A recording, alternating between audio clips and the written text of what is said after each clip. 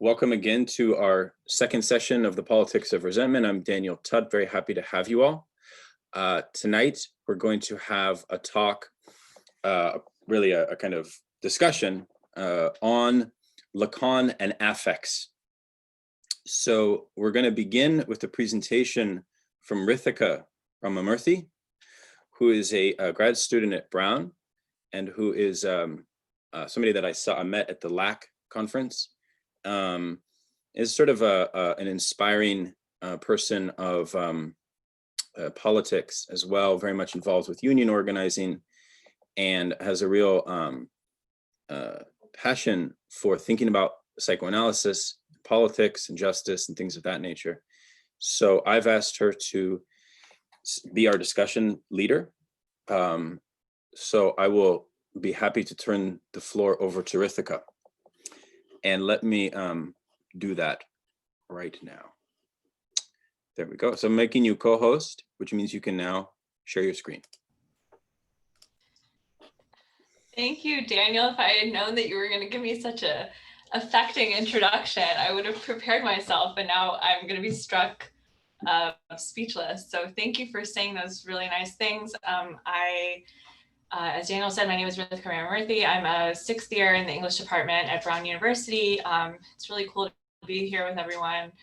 I came to Lacan in 2012 in a master's program studying with Anna Kornblue in a class called Sex, Society, and Other Relations That Do Not Exist. The syllabus is online. I recommend you check it out. It changed my life, obviously, and taught me how to sort of begin to triangulate Marx and psychoanalysis and structuralism in a way that I feel like really animates my thinking and my work. Yeah, so, you know, Joan Kopchak is on my dissertation committee, and so I've probably read the May 68 essay 1,000 times. I think I finally know what it's saying, so now maybe I can tell you what it's saying. So here we go. I'm gonna try to share my screen. I have not done this a ton, so bear with me. We want that desktop, and we're gonna share it. Okay, so can you see the PowerPoint? Yes, we can. Okay, awesome. All right.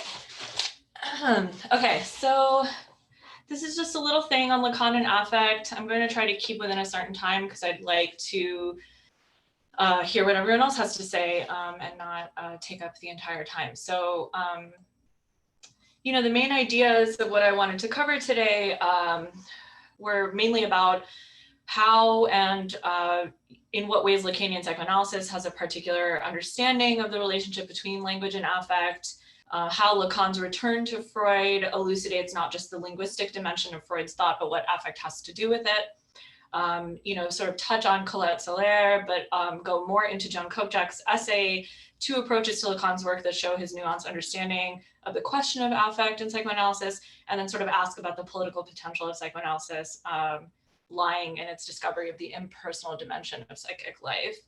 So words. In television, Jacques-Alain Miller asks Lacan the following question. For the 20 years that you've been putting forward your phrase, the unconscious is structured like a language, what is said in opposition to you in various forms is, those are merely words. And what do you do with anything that doesn't get mixed up with words? What of psychic energy or affect or the drives? So Lacan playfully makes fun of Miller for imitating too closely the stuffy objections of the PIPAAD, which, by the way, stands for the Professional Insurance Plan Against Analytic Discourse in English. In French, he calls it the SANCDA, which is the Société Mutuelle d'Assurance contre le Discours, or like the mutual society that assures against discourse or whatever. It's his nickname for the IPA, the International Psychoanalysis Association. So he goes on to argue that the misunderstanding of these three Freudian phenomena, energy, affect, and drives, have led to a gross mischaracterization of Freud's teaching. So these things being disarticulated or separated from words is precisely the problem for Lacan. He answers Miller as he has answered others before him by pointing to Freud's 1915 essay on repression. Some of you who are maybe encountering Lacan for the first time is just like, I already said this, it's in the repression essay, and Freud says it just like me, which is, I think, such a funny recursion on, genealogy in his case. And he also repeats that affect is displaced, both from the repression essay, but also from letter 52 from Freud to his friend Wilhelm Fliess on June 12th, 1896. And Freud sort of begins to define repression there. So this is his cool little diagram that I like. And he's sort of talking about repression as a failure of translation. And he says the motive for it is always a release of unpleasure, which would result from a translation, as though the unpleasure provokes a disturbance of thought, right? So I've bolded that phrase because I think that this idea gets really taken up by Lacan as what affect is in a lot of ways. So he says later, a hysterical attack is not a discharge, but an action, right? So it's not some quantity that you can measure, it's like an act, and it retains the original character of every action, which is like a means to reproducing pleasure. And then here he says, attacks of giddiness and fits of weeping, all these are aimed at some other person, but most of all the prehistoric, unforgettable other person who is never equaled by anyone later. And he also says that these attacks never seem to occur as an intensified expression of emotion, right? They seem kind of random or out of nowhere. They don't really match up in any way to what Freud is trying to understand about the hysteric. So here, Freud's definitions of hysterical attack are not simply a discharge of stimulus tension. To put this in his own terms, they're not just intensified expressions of emotion that correspond to some heightened state of subjective distress. The affective response shows a certain lapse within the representation to which it is supposedly attached. So attacks of hysteria, such as crying fits, are framed almost as an attempted address, like a conversation with someone that you can't have a conversation with, right? An unforgettable other. These affective responses are not random series of symptoms. They're a structure that is built specifically on the mediations of signifiers. So as Lacan says, when an affect discharges is not adrenaline, but thought. I just love that. Okay, so Lacan's own definition of affect, he says in seminar 10, the seminar on anxiety, he says, I've tried on occasion to say what affect is not. So it's clearly, or in this characteristically, mode of employing negation. He's like, here's what it's not. It is not being given in its immediacy, nor is it the subject in raw form either. It is in no respect protopathic, so it has nothing to do with like the surface of the skin or like vessels and things like this. My occasional remarks on affect amount to nothing but that. Affect, what I said about affect is that it isn't repressed. Freud says it just as I do. It's unfastened, it drifts about, it can be found displaced, maddened, inverted or metabolized, but it is not repressed. What are repressed are the signifiers that moor it, right? So what becomes central here is the distinct relation between affect and ideas, or the intellectual and the libidinal. Affect is never repressed, it is always displaced. So here are some other things that Lacan says about it. He says it's unidentified. He says it's broken off from its roots. It eludes us. It is not something to be, quote, numerically expressed or quantified, but to be deciphered or interpreted. In other words, affect becomes unrecognizable in its relation to the original signifier, which might give it meaning, but to which it is nevertheless tied.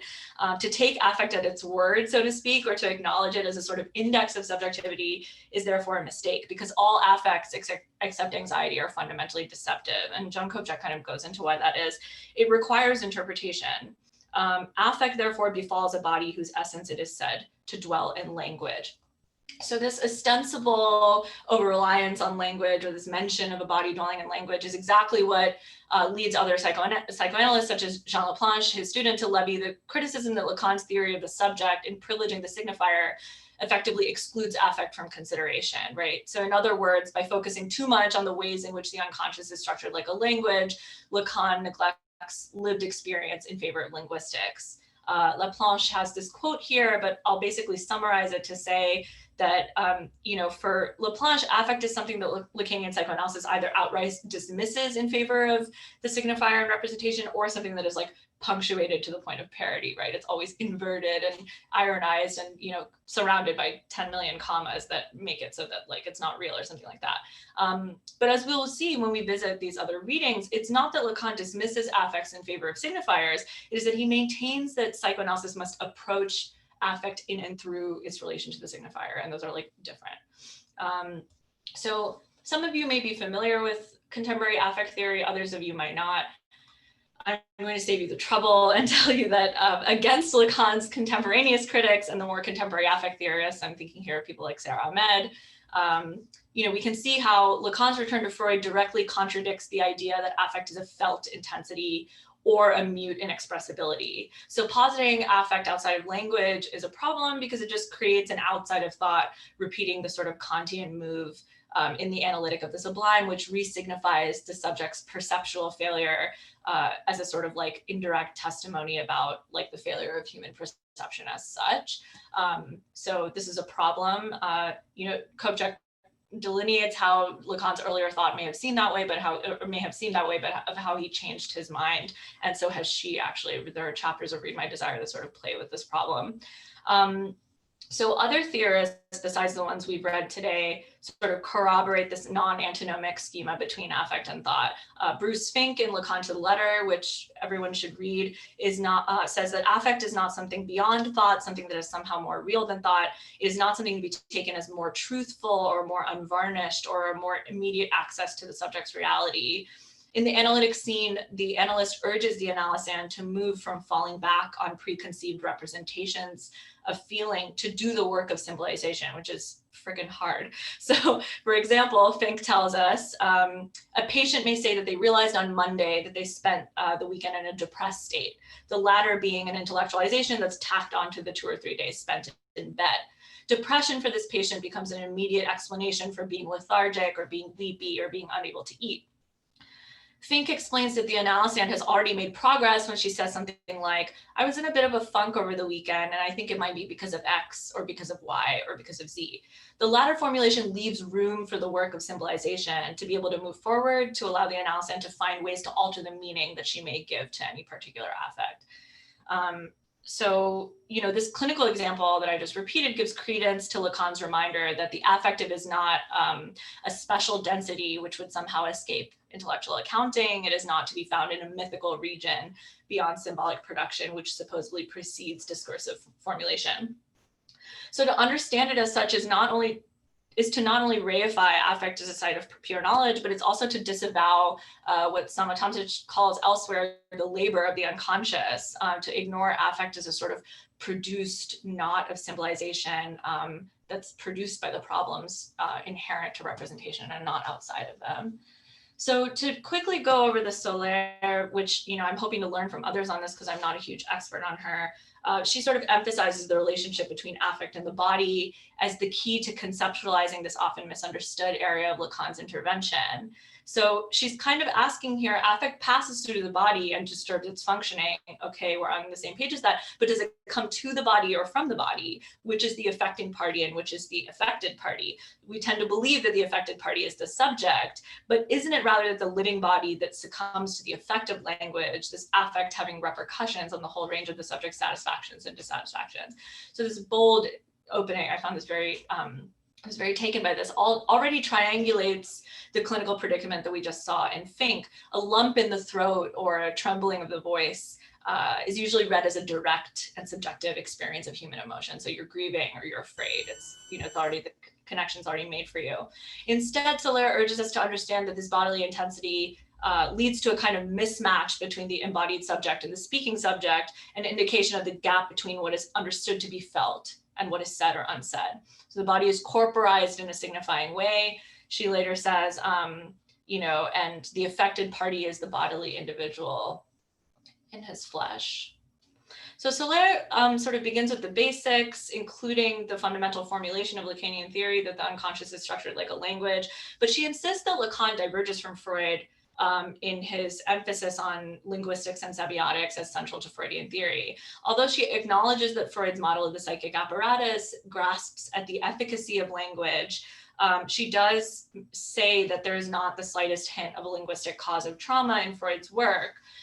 So, in order to sort of hammer home the point here, which is that we want to trouble this divergence between Freud and Lacan because Lacan himself always characterized his intervention as a return to Freud. In the function and field of speech and language and psychoanalysis, he grounds his theory in Freud's own discovery of the unconscious and its intellectual ties to language. So you can see in the quote here, which I won't read to save some time, that it's all about the field of effects and in man's nature of his relations to the symbolic order, and the most radical instances of symbolization in being. So at its core, we can understand Lacan's return to Freud as a rethinking of his work in terms of Freud's attachment to language, a rereading that elucidates the parapraxes, jokes, and dreams that make up the linguistic fundament of Freud's revolutionary treatment, the talking cure, right? I mean, this is really what Freud invented. So as Anna Kornblue argues, Lacan does not simply inject language or tack it on to Freud's thinking, but emphasizes this linguistic cast of Freudian thought, which allows psychoanalysis to shine as the discourse that productively triangulates the psychic, the social, and the symbolic. So the quote below, Lacan's notion of the symbolic order names language, but also the relationship for which language is at the base, laws, institutions, norms, traditions. In approaching the psyche as crucially activated by the symbolic order, Lacan de-romanticizes the dynamics Freud studies rather than charting individual, eruptive, erratic flows of instincts and desires. Lacan charts the syntaxes of social connection in every individual case. So to return to Soleil, perhaps we can then reread her stresses on the operativity of language in this sense. Lacan's insights that language operates on the living being and that the subject is an affective language draws out the particularly social aspects of language and psychic life. So in entering into language, she says, involves exiting from what is natural. Okay, so to turn to Joan Kopchak's essay, May 68, The Emotional Month. I feel that maybe I'm biased, that it is the most pellucid, she is the most pellucid account of Lacan that sort of exists out there. And maybe some of you disagree, but she begins with Lacan's response to the revolutionary student uprisings of May 68. So where other professors joined the picket lines or demanded reforms, Lacan urged them to have shame in response to their protestations at the university, make room for their experience. He was, it was like, fuck your feelings, basically. He told them, you demand a new master, you will get one. What effrontery, Kopchak says, right? Indeed. In fact, the accusation that Lacan's structuralism was too heavy on the signifier, we've already seen, has been levied against him by both students and other academics, his own students. So in response to these demands that structures don't march in the streets, Lacan drew feet on his structures and made them march. Perhaps Daniel will show us later how this works in the turning of the discourses. So this wasn't just a metaphor. Affect is to be found in the movement in the signifying structures, not located in any one element, but in their displacement between them. So it isn't, as we've already seen, that affect is simply out of phase with representation or opposed to it. Instead, affect is displaced. But the question, as Joan Kopchak asks, is in relation to what? So the crucial insight of Kopchak's essay, I feel, is that affect and representation are not separated by a division that antagonizes them. Instead, affect appears as a marginal difference, as representation's own out-of-phaseness with itself. Affect estranges. It shows an extra individual dimension of the subject. Affect is thought in motion. So the signifier, if Lacan's concept of affect is really all words and signifiers, as people accuse him, his critics fail to recognize the signifier which he deemed most relevant to affect from Freud's essay on repression.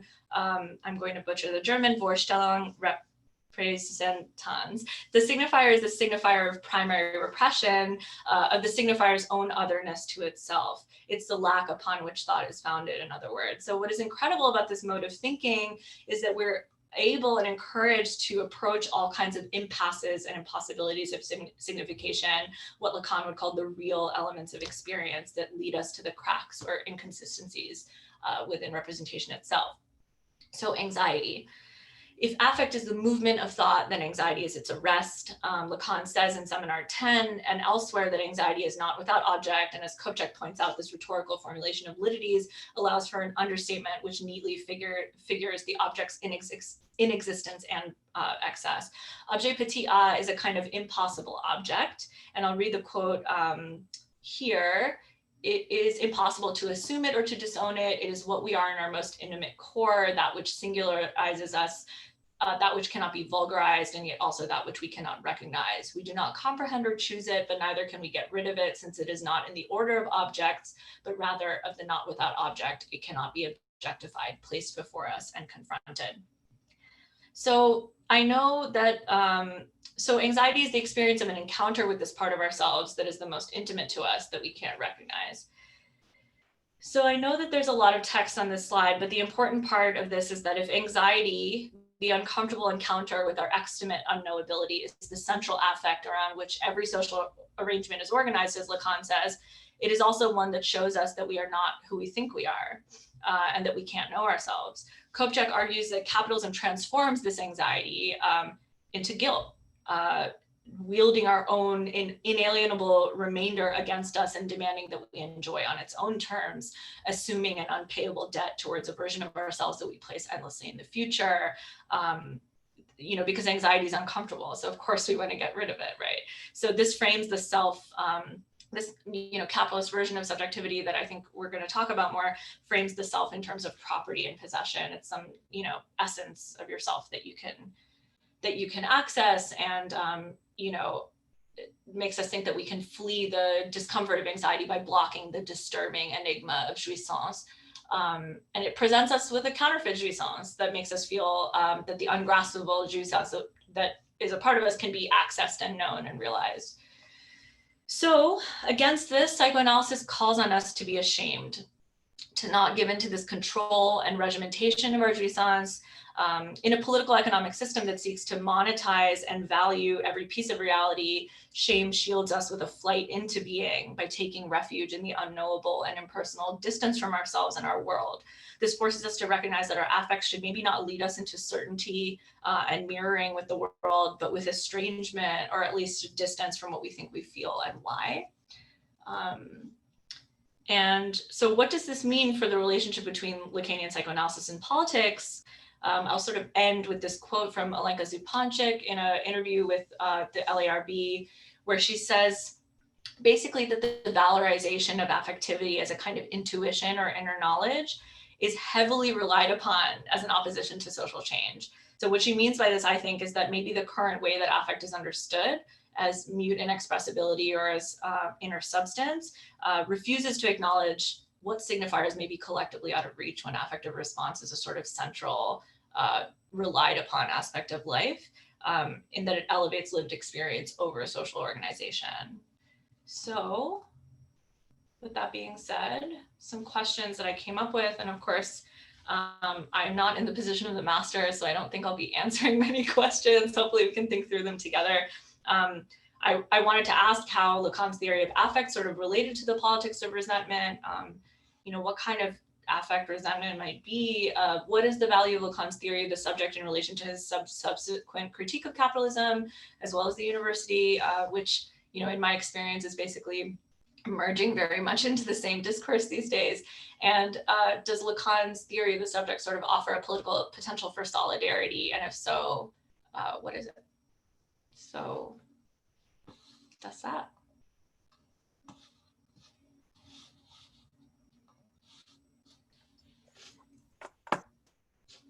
Excellent. Yeah, so our policy for folks that haven't been with us is for, it's exceedingly democratic. So you can jump in. There's no hand raising.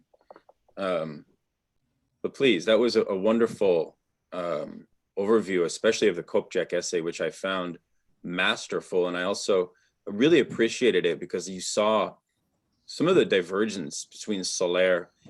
I didn't include the chapter on shame from Soler, but if you read it, you'll see some nice divergences there, right? Because I think Kopchak is focusing on a particular period of Lacan that she, that's not the Lacan of the parlette, of the late Lacan, of the speaking body. So I think there's some theoretical differences there. Other thoughts, please, jump in.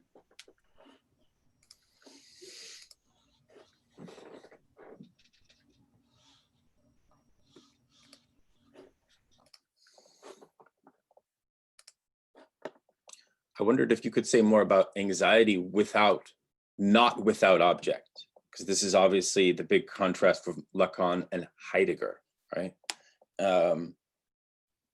So how do you understand that, Rithika? Perhaps I could kick us off with that question.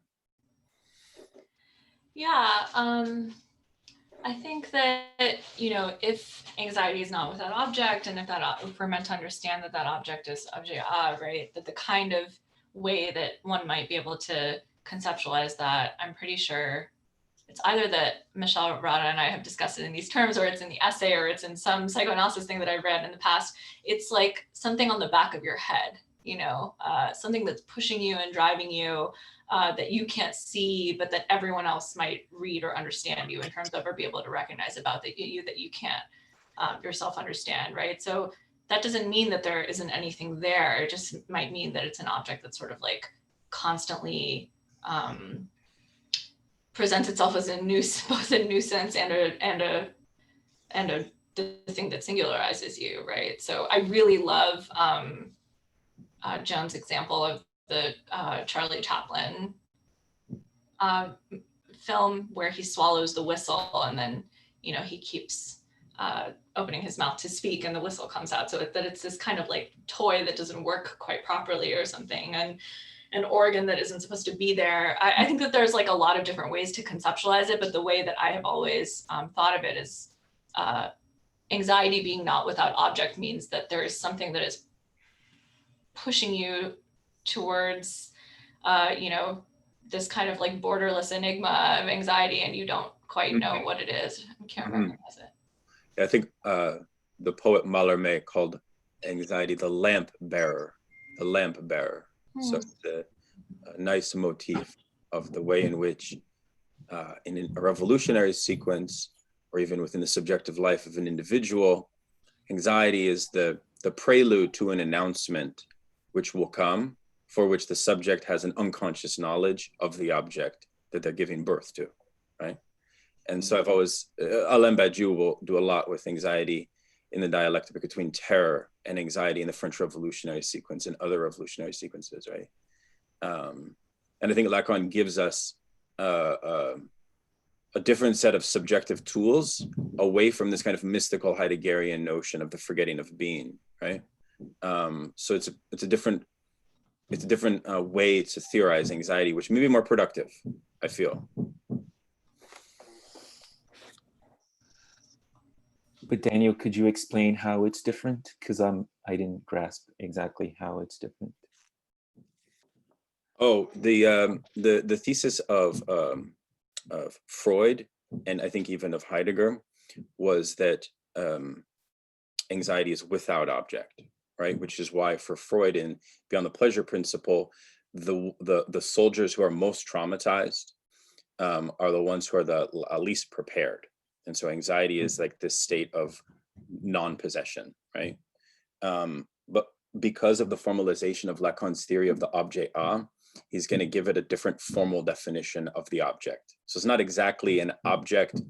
It's the consistency of the objet A is kind of a strange metaphysical consistency, which we can talk about a little bit later, but I think that's the general contrast. In the ethics seminar is where you find the conversation on Heidegger's vase, and Lacan will articulate his distinction on the presence of the objet A within Heidegger's phenomenology of the vase. That would be their best sort of resource, I think, to locate that question.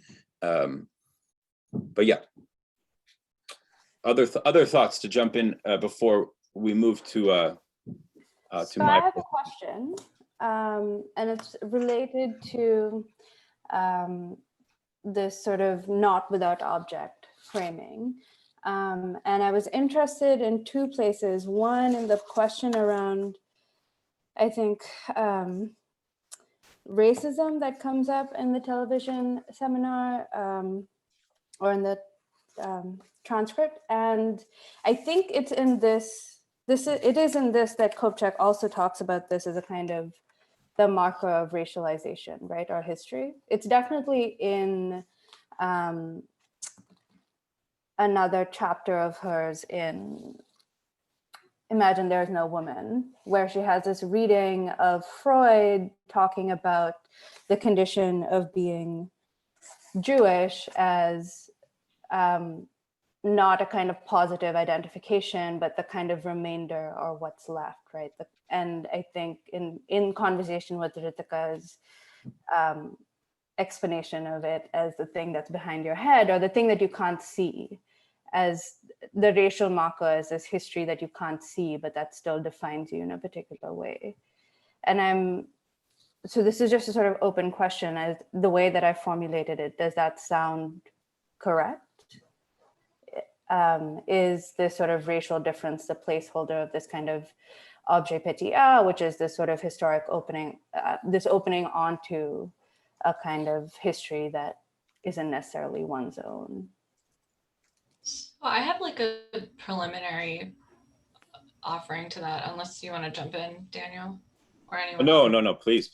Yeah, so the way that I understand this, and I could be totally wrong, is on the bottom of page 105, where she does talk about the anti-Semitism, and Levinas's discussion of this. And so the phrase that that sticks with me is that the anti-Semite thus reduces the Jew to just one pole of the oscillation between the certainty and inhibiting indecisiveness that constitutes anxiety, the painful, irresolvable tension occasioned by the certainty that one is called and the impossibility of knowing what one is called to. So to me, racism is actually the disavowal that a subject might contain an object, another subject might also be driven by objet, right? It's the refusal to even acknowledge that the other subject has a desire that they might also not have access to. That is how you are also, it is the double misrecognition of one's own desire and the disavowal of desire in the other, to my mind. And that passage, the reduction of racial difference to just, sort of the other as an uncomplicated sort of legible compulsion or whatever, I think is the way that I understand that. I don't know if that helped. Yeah, I think that's helpful. I see that she's much clearer here on, I think that's great, Rithika, in terms of summarizing the way that we can see racism as a sort of denial of another's objet petit-a. But I was more trying to see it from the side of the subject's relationship to objet petit-a as a kind of emergence of an immemorial past that one may not know, right? Tied to a sense of one's inherited history, or being born into an identity that one doesn't choose, but that still shapes one's jouissance. Is that, and so anxiety is this encounter with one's racial difference occasionally? Yeah, sure. I think that one could definitely put it in those terms. I'm struggling with anxiety being the encounter with not only the version of what you think your race is or something in the present, but also what it is in a past that precedes you that you have no access to, right? So it's kind of simultaneity of that thing. I don't want to quip history is what hurts, but I think that it's always taken on a new meaning after understanding sort of Lacan's approach to affect and stuff like that. So yeah, I find that super compelling. I would just also want to mention, I did an event on Afro-pessimism with Frank Wilderson recently, and we also had a session with Sheldon George. I don't know if anyone is familiar with his, right? But the question regarding object and jouissance is very much in line with Sheldon's approach. And you could see, I could give the link later. We have the discussion with Sheldon and Derek Hook from a couple of weeks ago. He's actually Sheldon George is giving a talk on Zoom tomorrow. If you're interested, I can share a link in the chat.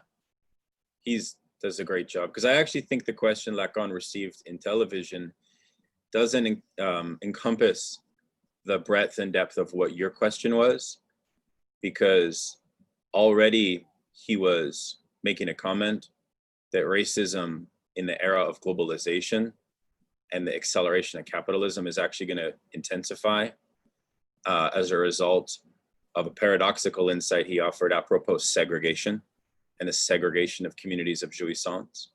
And so it's this diminishment of the field of the other and the diminishment of the efficacy of otherness that actually Lacan predicted, I think quite nicely, that racism would elevate, and that was sort of in the early stages of elevating into a new form. It's not to say that racism was absent.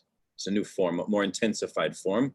And then he says in television that intensification has to do with the subject's relation to surplus enjoyment, right?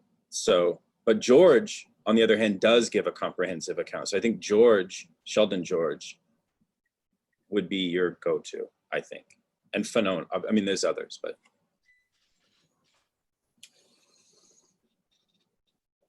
I had a question about, just in general, this interaction, I guess, between the object A and history, because in its form itself, it would seem like the object A is something like, I don't know, like synchronic or even atemporal to a certain extent, but it does, to me, make at least an intuitive sense that it could become something of a container for historical antagonism or something like that. But I was wondering if anybody maybe had some insight into that interaction directly. I mean, isn't this in other parts of Imagine There's No Woman, basically, where Kopchak is talking about the function of the objet petit a is, when it's elevated to the dignity of the thing, is that it kind of can compress the synchronic and the diachronic dimensions almost into one another. And so that as long as one is oriented, like has elevated that object, then it can kind of, it's what makes it the case that, you know, that the two dimensions are more difficult to disentangle from one another. And that also kind of, it's been a while since I read that book, and it was really, really hard book, but a really amazing book. And I think that the sort of one of the tasks in there is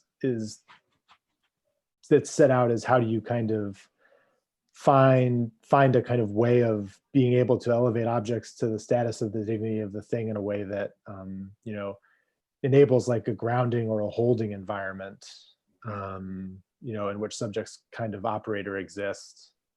Well, I mean, and don't forget, Tomczyk makes the argument that it's only in capitalism that the objet is invented. It's a beautiful idea, if you think about it. So there are a number of periodizations that we could pull from. So not only is Marx the inventor of surplus enjoyment, he is the hysteric who made the master's discourse of capitalism aware of its dependence on a certain form of surplus enjoyment. But it's also the logic of the objet is only truly operative in a fully refined capitalist discourse. So that's Tomczyk's view. We can talk to him about it. It's a fairly singular view in the Lacanian field, but it's interesting. Right? Yeah, that's really amazing. I need to read that book. Okay, this has been great. Other thoughts before we move? We're about 7:45. Maybe I should pull up because my talk is really in support of everything that Rithika has been articulating. Can you all see this? Yeah. Okay. Oh, sorry. Yeah. You okay? I just wanted to add a reference for people one of the texts that has been the most helpful for me for thinking about the relationship between anxiety and capitalism, especially with Lacan's distinction from Heidegger on that question, is Todd McGowan's Enjoying What We Don't Have. There's a chapter in there called Sustaining Anxiety, where he in his extremely lucid way argues for this sort of Lacanian version of anxiety as an overwhelming presence rather than an absence. So is not without an object could be like the push from behind of the object petit a, but also like an object that's so smothering, so in your field of vision that you can't objectify it. So anyway, I just wanted to point people, if they're interested in that. That's what's the name of really the text? nice account. I can put it on the Slack. Also, I have a PDF I can put like a little PDF of this chapter. It's Todd McGowan's Enjoying What We Don't Have, the Political Project of Psychoanalysis. And there's a chapter, the whole book is incredible, but there's a chapter in there called Sustaining Anxiety, where McGowan is arguing for this, you know, what Rithika is talking about with anxiety being this particular kind of affect that that capitalism turns into guilt, right? And that the project of psychoanalysis is in a way like returning to that anxiety and, you know, maybe making us ashamed for having distorted it. But yeah, so there's a good, it's a really nice little, he just gives such a nice account of the like the Lacan Heidegger distinction. So. Wonderful. Michelle, do you recall if he relates that to shame at all in the books? To shame, I don't know. I don't remember, but I can take a look. I have a nice PDF of it, so I can upload this chapter. I don't know if I can upload the whole book. I don't think, but I should do that. But I'll do the chapter in the intro if that's helpful. Okay, thanks, and thanks for Rithika for the comment too. I just one last thought with the Heidegger Lacan difference on the object. When Kopiak brings up the notion of, I've never heard the word before, so I'm probably saying it wrong, of litotes, like the rhetorical device of litot or litot, where like you're negating the thing partially in order to say it in even more of a positive way.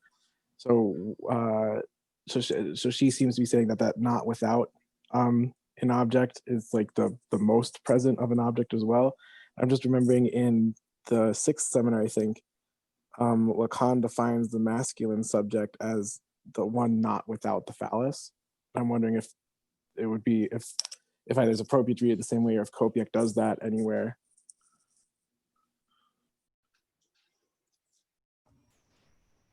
I don't recall, but that's very funny. I don't remember her talking about that at all, but I would be interested if someone else knew that.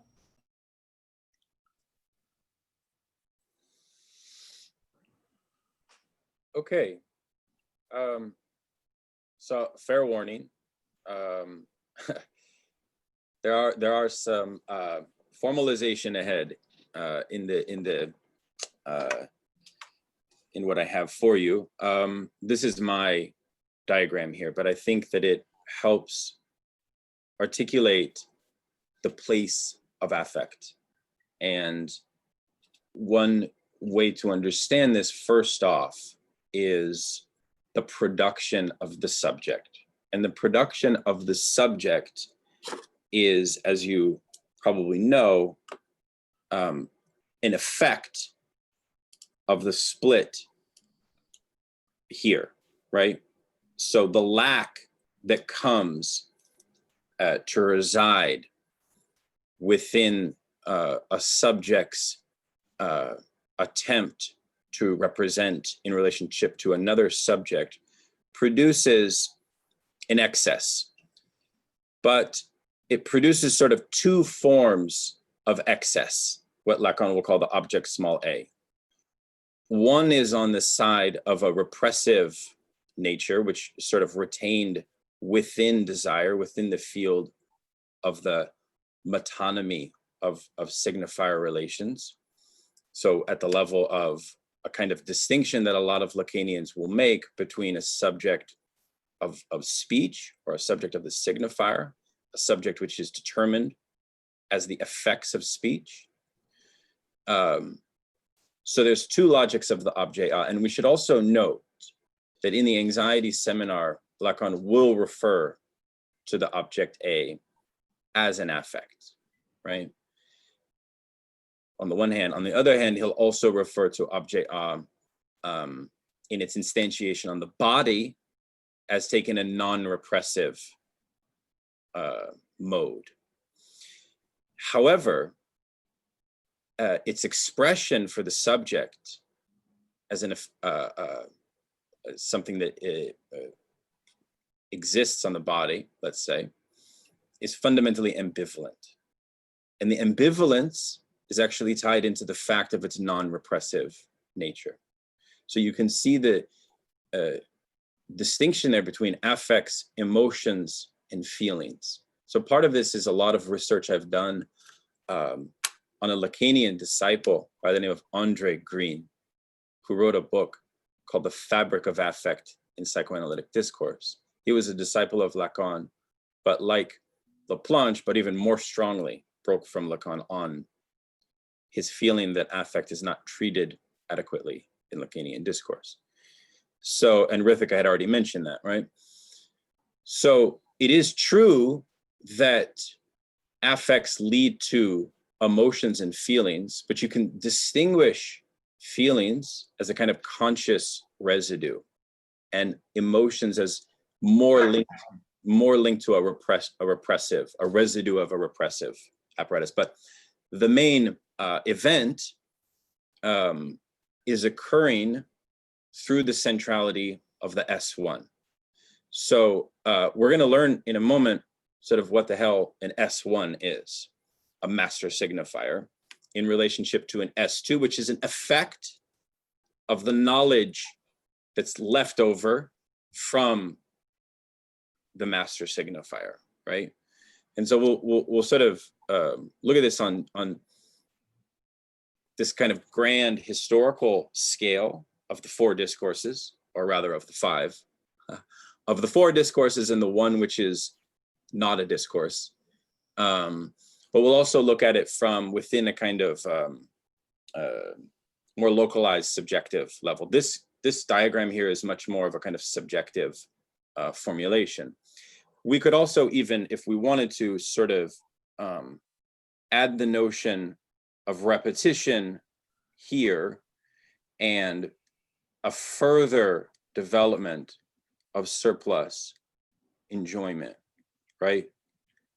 Which creates sort of pockets off of this more primary process of production, right? So the issue of surplus enjoyment is linked into the very core structure of the repetition compulsion, which Freud develops. But as you know, it's mapped onto a logic of speech, right? So what that means is that speech produces a type of kind of abject enjoyment, which cannot,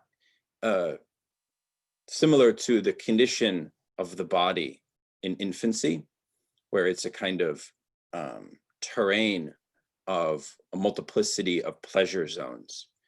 The objet in speech produces a kind of multiplicity, which cannot necessarily be reformalized back into the psyche, right?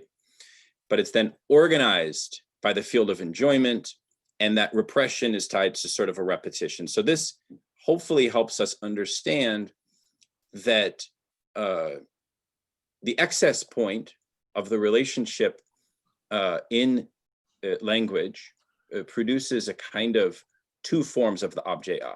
And the place that Lacan really, I think, develops this the most is actually in the anxiety seminar, by the way, which I think is probably the place where affect is talked about most rigorously, most comprehensively, right?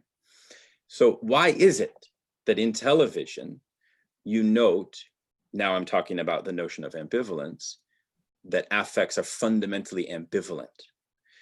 Why is hate, love combined, right? Why do they not have a kind of autonomy, right? And part of that actually is tied to the fact that they are not of a repressive nature. In other words, there's a nice example of affect in general for psychoanalysis, which Sandor Ferenczi had discovered, which was that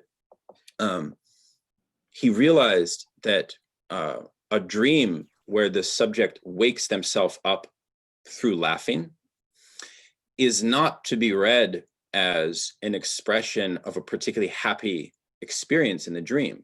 It's a defense mechanism to, in Ferenzi's case, a moment which in the dream, the subject was facing death, right? So it's the affect, because of its ambivalence, was able to sort of work outside of this event and bring the subject back into, right? So it's a highly complex thing, but I think it's interesting the fact that it is not necessarily linked to a repressive, right? So I wish to argue that this is sort of what allows for Lacan to say crazy things in a kind of Spinozist way, where he'll say depression is a moral failure. Why the hell would he say depression is a moral failure? It's because the emphasis for the speaking being must be on the resolution of their good speech, right? As opposed to what Rithika mentioned below or before, this kind of notion that the truth of my emotional composition is the site for the resolution of my ills or my symptoms, you see? So he's trying to sort of bring us to an emphasis here and not here. In fact, as we will see in the theory of the discourses, and what Rithika even mentioned apropos Kopjek's notion of the emotional month of May, Lacan moved to an outlaw university at Vincennes, which would be Paris 8, where all of these young students were extremely disturbed by the fact that the 68, this is in 1969, the 68 dream did not materialize. So the notion of an affective surge and overload was very much present, which is why you can see the videos on YouTube of the anarchists taking over, right? His seminar room, right? And one can imagine walking around the campus with these 4 mathemes. He does not have the capitalist discourse matheme. That's not invented until 1973. And sort of feeling that he's calling these subjects animals.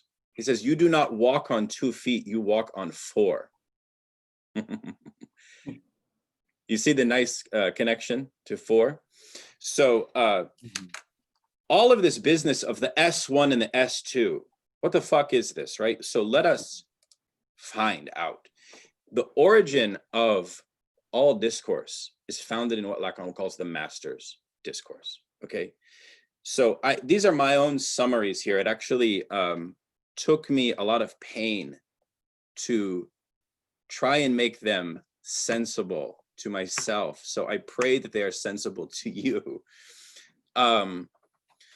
So what is this idea of speech? Like, why the hell does this guy care so much about speech, right?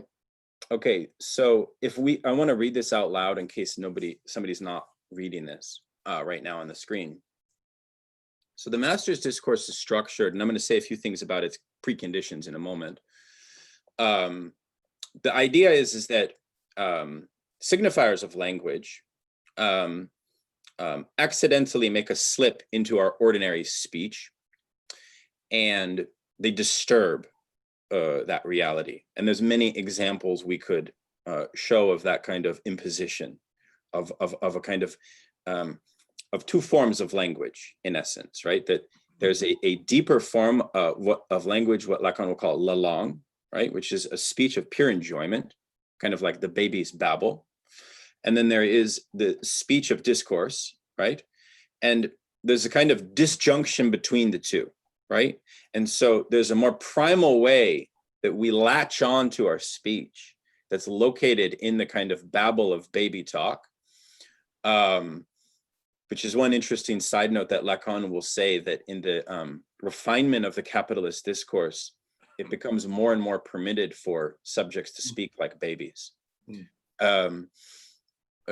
So you see this is S1 here. We can actually make the movement. You follow the arrows. It's actually pretty easy. Here, what's discovered is an accident. Now, the reason that it's an accident is important. It's because this structure is premised so here's your little cheat sheet, by the way. These four: agent, other, truth, product, we need to keep central in our thinking as we review these. But the reason that the S1 is split is because of what? It's because of the labor of the slave. So the master's discourse is actually something which has its foundation in ancient Greece with Lycurgus, who was a military commander who took the military apparatus and made it cohere across the Spartan society. So he sort of performed in the Spartan Greek cosmos the success of the military command apparatus across all levels of the social, okay? But he's the founder of according to Lacan, of the master's discourse, right? So it's the founding discourse, okay? Now, the split there is a kind of split you could also think of as a split of representation, right? From something more primary. And the effect of that is the effect of the famous divided subject.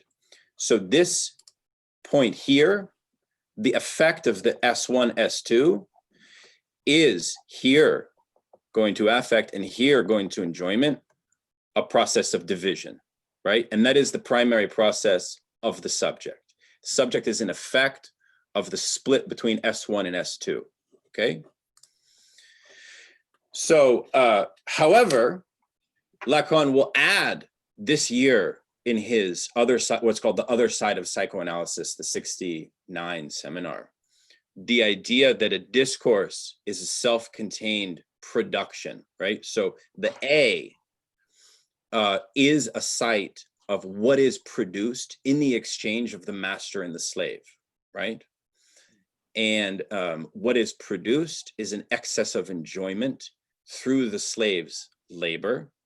And a kind of, and this is important, is that if you notice that the arrows here, here, here, here, what does that show you? It shows that it's a kind of both incomplete, but also rebounds back to the S1, right? The position, which I'll remind you here, is the position of the agent.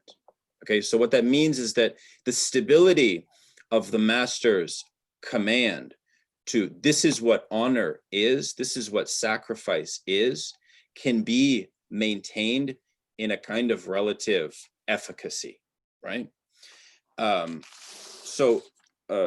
However, Lacan will further state, just as a reminder, when we got here, and I put this notion of surplus enjoyment here, that is entropy, right? So the notion of a kind of excess production that would be the precondition for the discourse, he calls entropy. And this is where actually Bernard Stiegler does a lot of work, and others, on a kind of analysis, what he calls negentropy, right? And there's a whole scientific literature on entropy that's worth examining as a Lacanian. I think it's necessary, actually.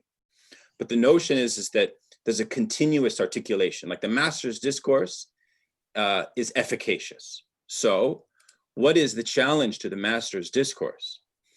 And this will kind of dovetail in a weird way with my presentation last time. It is Socrates. Socrates is the founder of the hysterics discourse.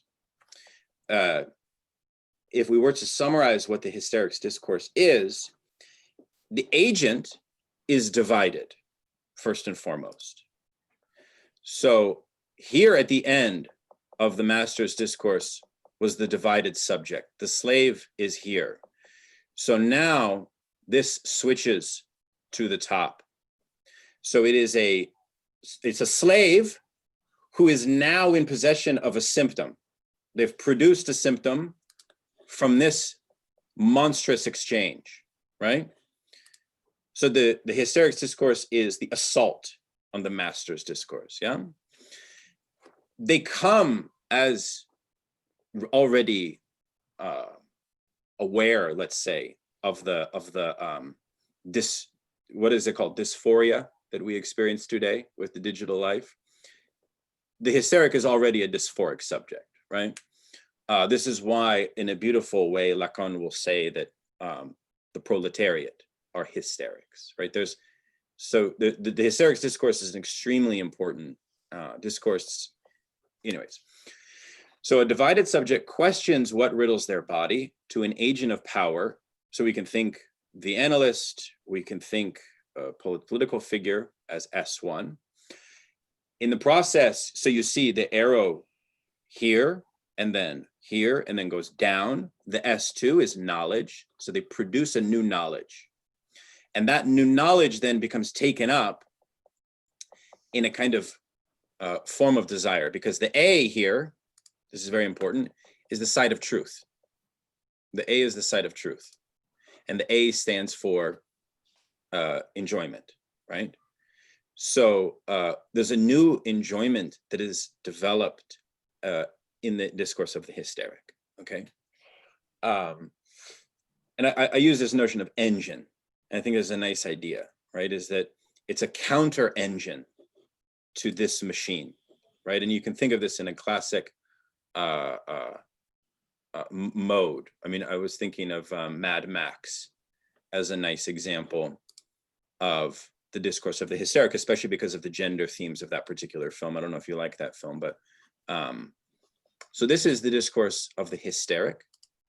Now we have the most brutal discourse of them all, for whom Lacan says Charlemagne was the founder in an interesting way. It's called the discourse of the university. We can summarize this one by starting from the position of the S2. So the S2 is a subject not in possession of, it's kind of a represented subject, a subject already of representation of an effect from a prior S1. No? They are questioning the field of discourse. They are questioning the field of knowledge. And it's an address to a sort of, how does my desire get fulfilled as an intellectual, right? The subject is delivered a no, a kind of a lack, a deprivation of what? A deprivation of the S1, which would be the notion of distinction, academic distinction, is foreclosed. It's foreclosed for many, some have, some don't. But the issue is that the perpetuation of the university discourse is the perpetuation of a sense in which there is a deprivation of the singularity of the S1. And that deprivation is the affect of shame. So in truth, it is the university discourse, which is the real origin in some ways of the formalization of shame as a dominant affect. Because in the master's discourse, it's not exactly the case that the slave is experiencing shame because of the way in which its circulation is efficacious, right? You can have shame, but for Lacan, the issue of the master's discourse is an issue of a kind of, humanity has a nostalgia for it, because in a paradoxical sense, this discourse allows for contingency. Why is that paradoxical?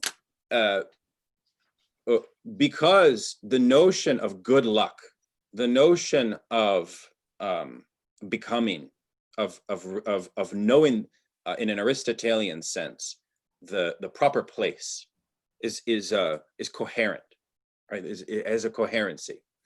When you get to the university discourse, that coherency is present, but the labor of its production is preconditioned on this, right? On the divided subject, right? So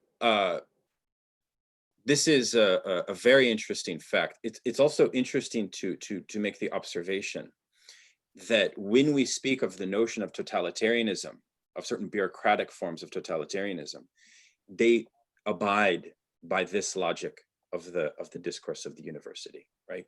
Famously, Miller made an insight that Stalinism is not to be understood vis-a-vis the discourse of the master, but is to be understood as the discourse of the university, right? In fact, it's not true that Stalin had a stability of the S1. If you had a stability of the S1, you wouldn't need the pogroms, because the S1 is a sign that makes people work. It's not to be understood as something like, I'm imposing this code on you and you are duped. No, you are actually experiencing a type of liberty here in a paradoxical way, much more so than you are here, okay? Then we have Freud's invention of the discourse of the analyst. And my summary of this would be, the analyst listens to the speech of the analysand, who is divided. Obviously, they've come to psychoanalysis. They have a question of their desire. The position the analyst puts themselves in is from the standpoint of knowledge of the non-rapport of discourse. So the idea that the master's discourse can circulate well, okay, maybe, but no, it can't. It has points of rupture, of impossibility. All of that goes to show that the truth, the position of truth here and the position of truth here for Lacan is said not all, the mi-dire, the kind of half said, right? So there is no total discourse in the same sense that there's no total language, right? So as such, the analyst is placing themselves here with that knowledge, with the knowledge of the incommensurability of enjoyment, with the knowledge of the non-existence of the sexual relation, right? And they are addressing a divided subject in the analysand who is producing something singular from this, a new S1, which is why what's interesting here is that the S1 that is produced here is already of the agency of the master. What's beautiful about psychoanalysis is that the S1 is produced in essence by the slave. So you could say that psychoanalysis is the grand redeemer of the failure of the Godfather's discourse here, right?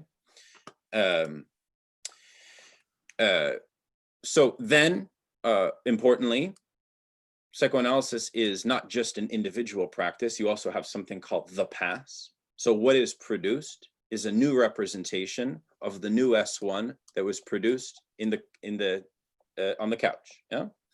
So this S2 goes back up and it starts all again. So it's a kind of harmonious thing, right? Everybody with me so far? Please jump in. Okay.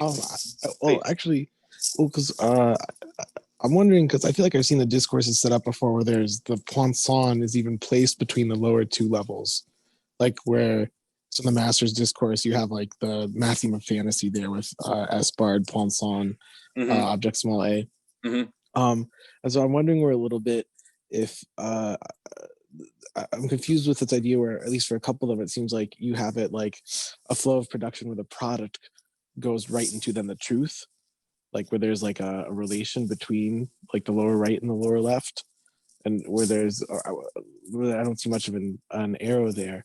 And then especially with the analyst discourse as well, isn't the point of the bar on the left side, isn't that something like the bar of repression as well? So like when the analyst is making their intervention to the analysand, it's not predicated upon the S2 of knowledge, like in the way that you can't like calculate an intervention. That's absolutely right. That's right. Okay, yeah. Oh, these lines are not mine. No, I'm not. Okay. I'm not deviating from Lacan here. No, I'm not deviating from Lacan whatsoever. But that's a very good point. We're going to see the real problem in a moment. So this is a slight review. We can see everything in relation to one another. Now, the discourse of the capitalist is something else entirely. It's something that Lacan himself, we could say, was ashamed of. And we'll turn to that in a moment. But I just want you to be comfortable with these sorts of terms.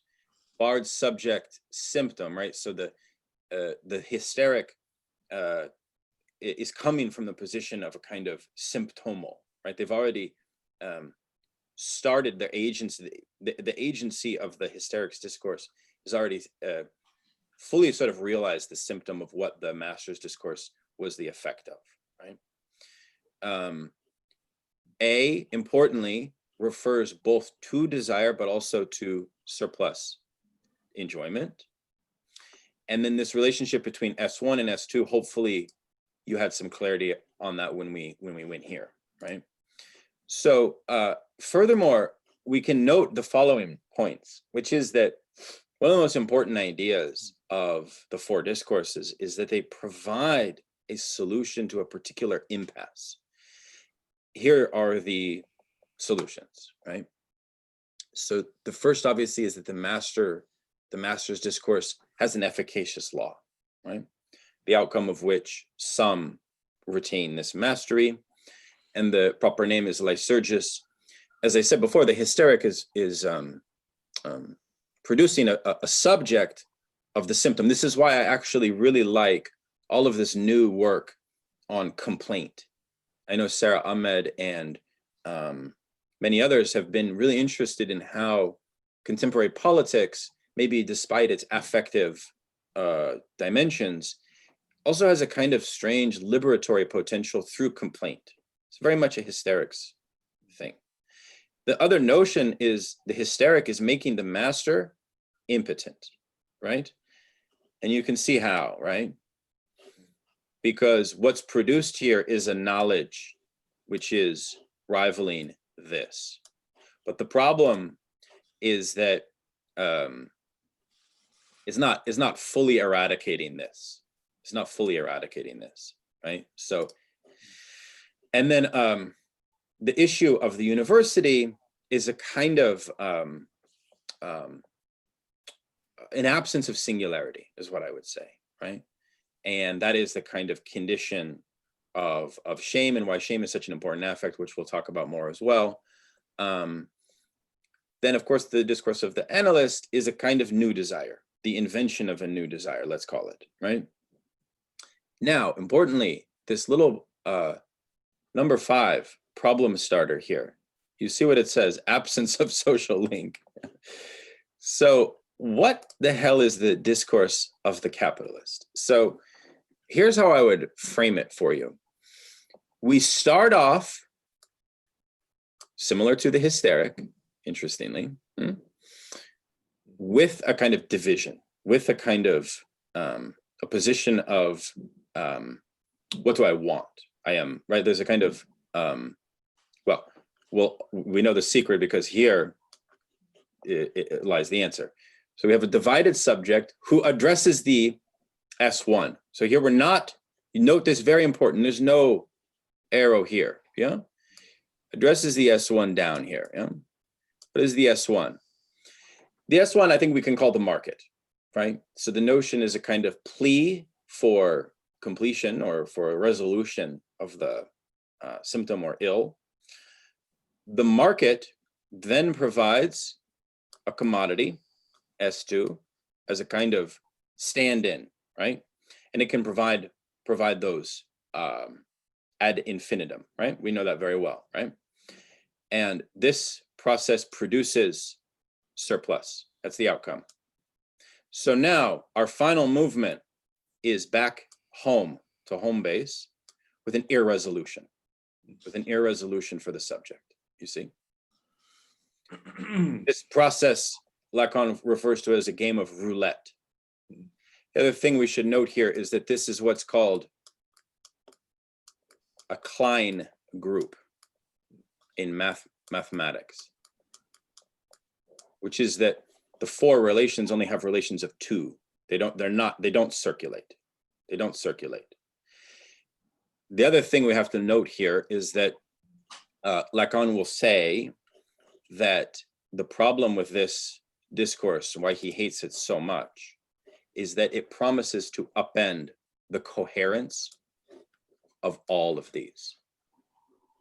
So if these four, like the students walk on 4 feet, the capitalist discourse may be keeping them on 4 feet, but losing the coherence of the interrelation between them, right? And therefore, the capitalist discourse becomes a kind of a demand for surplus enjoyment put back onto the subject, for which the field of the S1 is not adequately satisfied, because the subject does not get to touch its own castration. The castration is foreclosed. Oh, sorry, let me use my pen. So we know in psychosis that this is the condition of the psychotic subject, that castration is foreclosed. So this is it. This is the discourse to end all discourses, right? And I said the note here, the arrow pointing upward on the left, I'm sorry, the arrow pointing, it should be downward on the left, makes the position of the truth unattainable in the classic discourse, changes now into an arrow pointing downwards. I'm sorry, that is correct. So you see the difference between the master's discourse. So in a certain sense, what does that mean? What does that mean? That means that all of the other 4 discourses are premised on a form of the not all, of a castration, of a point of impossibility, which allows for the hysteric to challenge the master, right? Which allows for Lacan to speak to the students of the university and help the illness of their symptom as university students, which he could only uniquely do because he's operating within the discourse of the analyst, which is why in television, when he's asked, what do you think about capitalism and sexuality? He says something very short. To summarize, he basically says, I consider myself a self-made man through the aid of the discourse of the analyst. Very interesting comment. You see, because the problem with the capitalist discourse is it totally severs the necessity of the discourse of the analyst. And I think we'll see why that is kind of the case in a moment. And please jump in at any point if there's any questions. You said 1 through 4 was based on, what did you say again? There was a commonality between 1 through 4? Each one has a point of impossibility through castration, which is the notion that truth is not total, right? Mm-hmm. And it's also the notion that there's a kind of sacrificial aspect of each one, right? Mm-hmm. So the agent is producing something in a discourse which has an efficacy for it, but it's not fully adequate. Right, got it. The discourse of the capitalist actually has a profound inadequation for the subject, right? The division is only met through the demand for enjoyment. Because, however, if you read Lacanian psychoanalysts, they'll actually say some very interesting things about treating psychotics in our current time, which is that if this relationship between S1 and S2, which is the promise of the market, and S2, its fulfillment through commodities, can be successful, then you can kind of cure psychosis that way. So that can work, but all of that's premised on the notion that the market has a kind of harmony, right? And then we're interested to the question of neoliberalism and its power and enforcement to maintain that so-called harmony, right? So this movement here can work in some cases, right? And we'll see, like, for example, when we get to neurosis and perversion and psychosis, they take a different form in response to this situation here, okay? So, Daniel, if the capitalist discourse has, as you said, it forecloses castration, right? Is there a point of pressure that allows for anything to be spoken against it, or if it colonizes all other discourses, how does it then? How does the contradiction that, for example, Marx talks about come through? Is it not within that discourse? Is there a different discourse that is produced by the capitalist discourse that allows for something to be displaced, or no? yeah, I mean, in television, Lacan says something very annoying, which is one must become a saint. Yeah, but, I didn't get that part exactly. yeah, but why? The idea is sort of around here, right? Like, if all of the logic of the field of the other that's developed in the Lacanian apparatus is no longer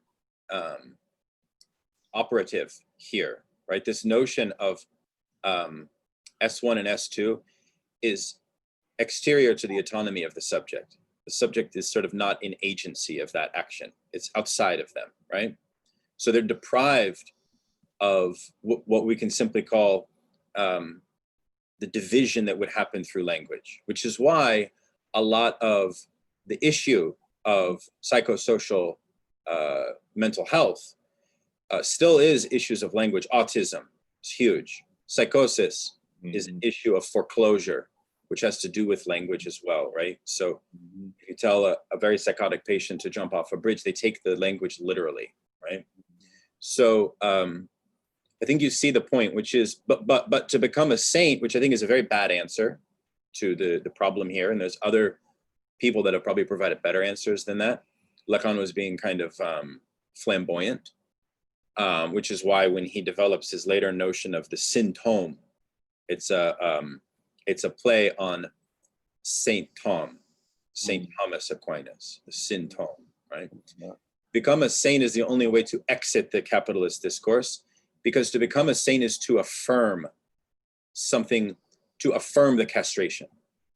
Now, when I say that, affirm the castration and accept the field of the other and all of that, here you get a lot of interesting debates on the Lacanian theoretical community.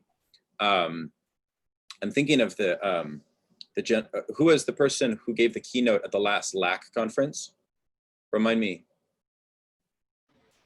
Lee Edelman? Yeah, so yeah. So why does people like Lee Edelman and others say that the Lacanian theoretical apparatus needs to be completely rethought?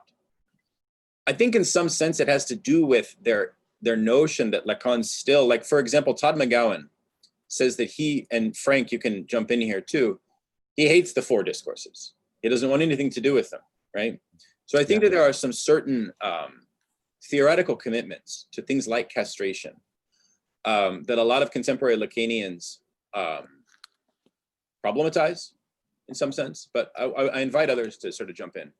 You know, as regards Todd McGowan's lack of sympathies toward the discourses, I think, and I don't know, but something that makes me wonder what's going on with the capitalist discourse, maybe just from a vantage of skepticism, is the idea that it's foreclosing castration. And I know that Lacan says that, but Todd does write that it's a foreclosure of the unconscious in capitalism.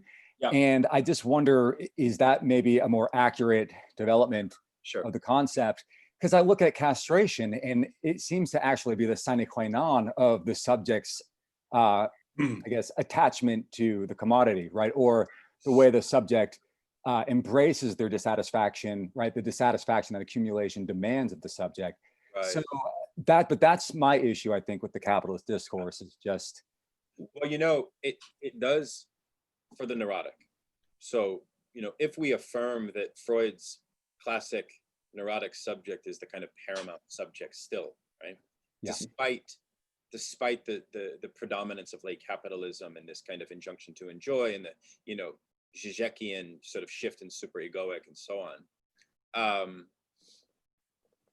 If you'll see here in my this is the way in which perversion, neurosis, and psychosis confront the impasse of the discourse of the capitalist. So I can just read this out.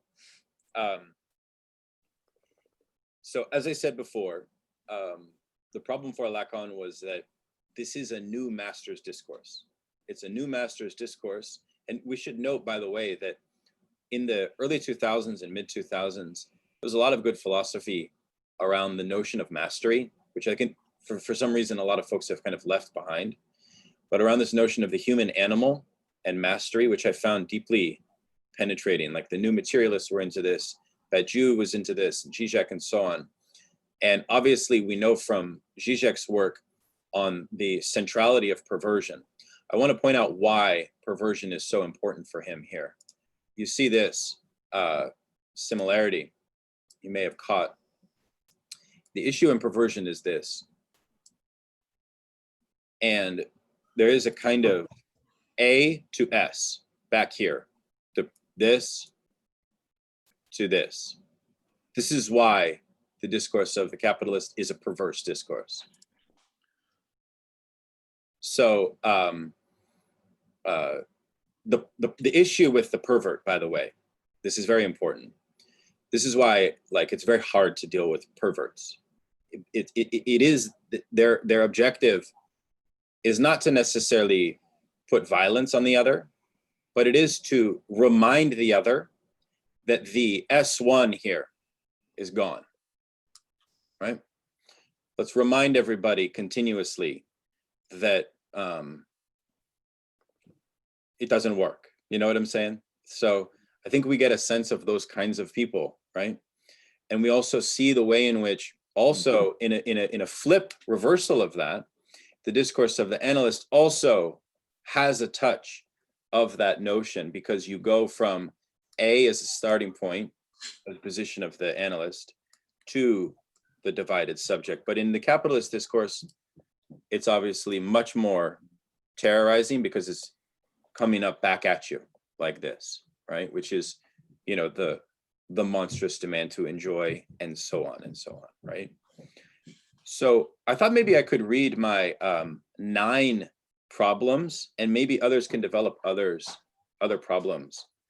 So let me just read these real quick. So number 1, I think that in the capitalist discourse, the necessary impasse of the non-rapport, this is a big issue, is no longer an issue. And this really helps us understand things like the transsexual movement, for example. So think about it this way, like if the discourse of capitalism forecloses castration and doesn't perceive the impasse of sexuality to be an issue, like it sort of solved that in the way that it relates the S1 to the S2. The issue is that surplus jouissance is what the subject receives. So it's this kind of overwhelming thing, right? So number 2, the affect of the capitalist discourse, I think, is still shame, largely, although not exclusively, right? But I still think actually, and I don't know if Kopjek and Solera would agree with this, but I think that the notion for many is that the absence of the S1, or rather the instrumentalization of the S1 on the market, still produces a kind of depression. The notion here is encapsulated in Fight Club, where before he joins Fight Club, he realizes that all of the S1 back up to the market didn't satisfy him. Remember when he's in the bathtub and he calls his father and he says, I bought a home, I graduated from college, I had children, but I'm still unsatisfied. You see the point? Good night. That was Eva. Love you. Okay. So you see, that's point 2. Point 3, we've already kind of went over this, but Frank, to your point, ignorance of non-rapport and of the unconscious is still very much operative here. And then again with psychosis, you know, the article I posted in Slack makes a beautiful point, and I hope, I don't know if Wilfred is on. Wilfred is a Lacanian psychoanalyst who is just written a book on the treatment of schizophrenia from a Lacanian lens. So I'd very much like his thoughts on that. Number 6, what I'm calling praxis. Okay, now here we're referring to a few things that Lacan says on Marx. I'll just read what I've written. If we have a generalized proletarianization of subjectivity, because now here's a nice point. For Lacan, a proletariat is someone who's deprived of discourse entirely, okay? So in the capitalist discourse, precisely because it is a Klein group, and precisely because of its lack of relation back to these other 4, right? Stiegler says the same thing. We have the proletarianization of the aesthetic for Stiegler, yeah? So, however, for Lacan, the idea is the two-ness, because the lack of sexual relation is not just to be understood as sexuality. It's also in class. The notion of a lack of the two is an issue having to do with the commensurability of sharing jouissance across subjectivity. It's kind of the cornerstone of why Lacan is not exactly in favor of intersubjective dialogue. It's not a Habermasian, right? It has to do with the non-rapport, right? So that's number 6. And I will just remind you, in Encore, the seminar, Lacan makes a beautiful critique of what we on the left call worldview Marxism, from Michael Heinrich's notion in his introduction to the reading of Capital, where he says that the era of Marxist thought, of worldview Marxism, where the proletariat could instantiate its distinction from bourgeois society as a distinct worldview, a Weltanschauung, right, has come to an end. So it's coming to an end. Its dissolution was also prophesized in some sense by the rise of the capitalist discourse, which is a new way of treating that, because there was a time in which proletarian subjectivity could be hysteric. They can't exactly be hysteric now, because the hysteric is worldview Marxism, right? It is a classic master-slave issue. The notion of worldview Marxism necessitates a kind of subtraction and solidarity amongst the proletarian and the creation. You know, Lukács is the real philosopher of all of that, right? So, but what I'm saying in Encore is that Lacan was aware, because his seminar was filled with Marxists, right? He was aware that that was declining, that the proletarian solidarity is declining. Number 7, the capitalist discourse poses a threat to psychoanalytic accounts of the subject. The issue here is that this relation of A to divided subject creates effects of a special importance here, more so. Why? Because all of this upper part, becoming a saint, insisting on the other, speech and so on, right? The fields, you know what I'm saying? Well, in this condition, you're overwhelmed with affect. You're overwhelmed. So this is actually why it's the body, the speaking body of the late Lacan. You see the point? That the body becomes a lot more important for Lacan, right? So number 8, we have this notion of a kind of a confusion, nonetheless, around affect. And I wish to ask, how exactly do we handle this notion? It would be an open question. The fact that we cannot reduce populism to hatred, or we cannot reduce racism to hatred, if hatred is always fundamentally tied up into love, right? So the passions for Lacan, the affects, are knowledge. They have to do with knowledge, right? It's not some kind of inner truth of the subject of a kind of, no, it's inextricably linked to the logic of the signifier. And then the other interesting thing that Soler and Lacan will say in television is that, and this may link to a question that was asked earlier, boredom, moroseness, and depression are the predominant antisocial affects of the capitalist discourse, right? And they are affects around the absence of lack in the other. So it's not that there's not others. is that we rather have a really hard time pinpointing or confronting this notion of a lacking other, right? And so many of the kind of common affects, as Lacan says in television, are boredom and moroseness. And I feel like that's actually a very dated point to the 1970s. So I'm not sure if I really agree with that. But anyways, let me just stop. We have like 20 minutes left. I can just see what you all think at this point. Well, I like your presentation. It's very understandable. I was just going to throw out an element that I was thinking about sort of biologically, and I'm very far from a neuroscientist at all, but essentially with that affect aspect, I've read a lot of stuff where sort of like there's a word for it. It's kind of like when we assess the environment, we do so like really quickly. And it's like an instant sort of scan of the environment. And it's to sort of weed out threat. And then it relaxes if there is no threat. So there's an element there, which I think maybe evolutionarily has an advantage, certainly, to have more emotion and to be able to understand more emotion. There are elements there of sort of this very basic repeating of this sort of gauging the environment and how our perception is linked with that. And then I think too, there are aspects like in our brains of like how the amygdala sort of makes sense of all those things. And like, there seem to be some differences between like Republicans and Democrats for that kind of aspect too. So I think that we don't know how these things necessarily will go. So like, we can only look at the capitalist discourse from the perspective of like a university or a master's discourse. And it seems like we're losing ground maybe, but I'm not so sure. I think maybe some of these things might eventually sort of give off different sort of things. And then we'll have more to look at even. Yeah, I mean, I think that's a great point. I just want to make a couple comments about how you see number 5 here. Remember kind of my critique of Wendy Brown, or, you know, whatever it was.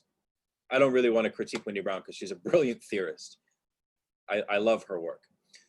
But isn't it the case that she's basically saying civil society or the social needs to come precisely to confront this issue, absence of social link, right? That there is something about the sphere of democratic freedom which can kind of mitigate the absence there. And I think everyone recognizes that this logic produces that absence, right? So that was one connection that I think will make from last time. And then just to add a further twist, of course, that a kind of critical response to that would be that even if you do try to make the attempt to add a kind of mitigation there, it's still caught within this and this. It's, in other words, it's still subject to market instrumentalization. And I think this is something that's interesting, that if you look at, for example, Horkheimer's critique of American pragmatism, it's very clear that there is no beyond of market instrumentalization. This is why, for the Frankfurt School, its reason as such is instrumentalized, right? So they're very radical in that way, right? Much more radical than Brown, I feel like, right? I wonder what you all think about that, you know, like, is there, in a naive sense, is there a solution to this problem? Because, you know, Miller will have this whole notion of ethical committees, and as an incredible seminar, which, if you ever want to understand some of the weird impasses on the Marxist left from a Lacanian point of view, read his seminar on The Big Other Does Not Exist and Its Ethical Committees. And you'll see that a lot of the challenge of organizing and solidarity is actually still very much caught up in the overwhelming pressure that especially this movement creates. So anyways, I'll stop talking.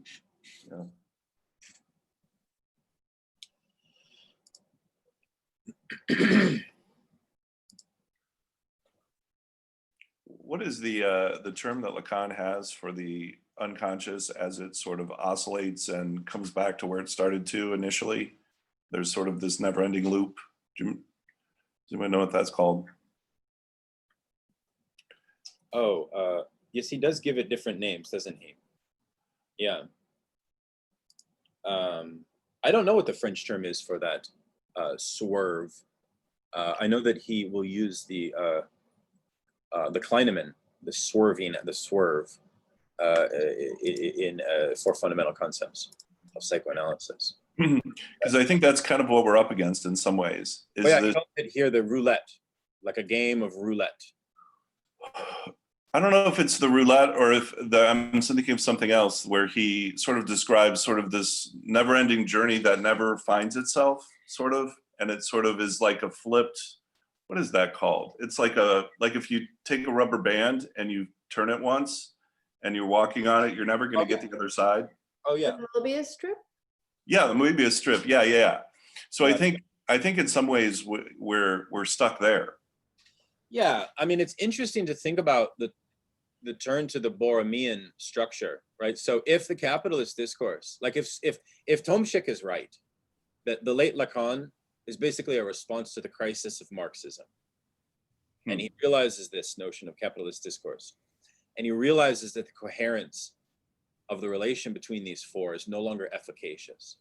You can see why it kind of makes sense that he turns to the logic of the Borromean knot, which is a different theory of relations. You know what I'm saying? So yeah, a different theory of how to constitute the inside-outside extimate relation as well, right? Yeah. And maybe a new theory even also of castration, right? Which is why I think we should take quite seriously when Lacan turns to Joyce in the Symptom. He's doing it in the same way that Joyce wrote Finnegan's Wake to keep the professors happy, in the sense that look at the Lacanian field. They've had so much surplus enjoyment from like Seminar 20 that like they think that Seminar 20 is an omen from the future that we have. You know what I mean? Yeah. And in some ways it is. Yeah. In some ways it is, right? Like there's this beautiful point that Milner indicated to me, which was that when Lacan discovered in the late 70s, early 80s, that the communist experiments in China and Russia were basically over, he returned his teaching to a different dialectic entirely. So I love that kind of immanent reading, right? And he kind of turns to the work of Victor Cousins, who was a state philosopher under the Napoleonic regime, a liberal philosopher, who came up with the notion that there's a kind of stability of society of the good, the true, and the beautiful, right? And so Lacan, kind of in his late work, sort of puts the question of revolution aside, which is why, like I've said before, that a lot of left-wing Lacanians don't like the late Lacan, in my opinion. Anyways. Daniel, you said that the theory of knots is a different kind of relationality from the four. Yeah, but I can't answer that question. I don't know it well enough to answer this well. I mean, I don't know the theory of knots well enough, but I know Frank has done work in that. So I don't really feel like competent to answer that question, Kayam. But go on. Right, it's tough. Yeah, go ahead though. You can ask it. Okay, yeah. How is it different, and how does it help? Or what? Maybe you can answer the latter part. I don't know. I mean, all I'm saying, my insight now, after having worked on these a lot, on these the 5 discourses, right, is that there's clearly an inadequacy of them, right? They're extremely, like Zizek loves these things because of their coherence. In my opinion, they give me vertigo because they're so clear. Like they're just so clear, in my opinion, right? They just work. Yet they don't, right? And is it just the dominance of the capitalist discourse that produces that? I don't know. this is something actually that maybe we should turn to, you know, and study more. So I'll just leave it like there, and others. Did you talk about how they don't work and in what way they don't work for you? Are you giving me the hysteric kind of question now? Well, I do have. I'm gonna stop talking though, because this is like, this is not all me here. I just want to see what other people think. And Kayam, I think we should start a whole new working group on your question. That's what I. Yeah, well, the hysteric question I just was that, can we have the slides? Oh yeah, of course. Yeah, of course. Yeah. Okay. Yeah, I'm wondering, just kind of hearing your presentation, I'm wondering if these things sort of can be overridden by capitalism. Like, I think there is an element of that, but I'm not sure. Maybe the other discourses, I think, again, could sort of change. Yeah. And then they might even become sort of more precious in some ways. Interesting. And so by them changing and sort of, you know, still existing, and I think they won't necessarily become commodified, right? Because you're going to have sort of, it's going to become sort of more generally recognized. Yeah. And it's going to, maybe, I don't know, again, I think it's tricky to kind of predict, but you know, something like this I think will continue. Yeah. But I don't see the eroding of one entirely and the building up of the other entirely. I don't see that happening. Yeah, I mean, if anyone was raised by a dictatorial father, they know the master's discourse very well. Sure. Sure. We live in the capitalist discourse as a kind of, the other interesting thing about the notion of capitalism and its world composition, something that I do know something about, is Alain Badiou's Logics of Worlds. He says that, again, apropos Lacan, that globalization is worldlessness, right? It's kind of right. So there's a kind of, you know, if we take seriously this notion of the Klein group as this kind of set of relations which have no kind of correspondence to each other, that don't form a recirculation, right?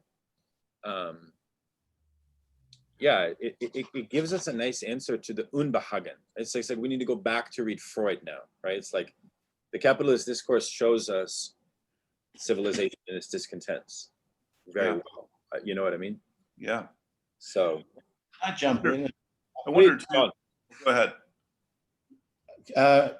Okay, so yeah, look, I wanted to take you back to the four discourses and the interesting way in which you talked about what appeared to be a reiterative process of movement across or through a sequence.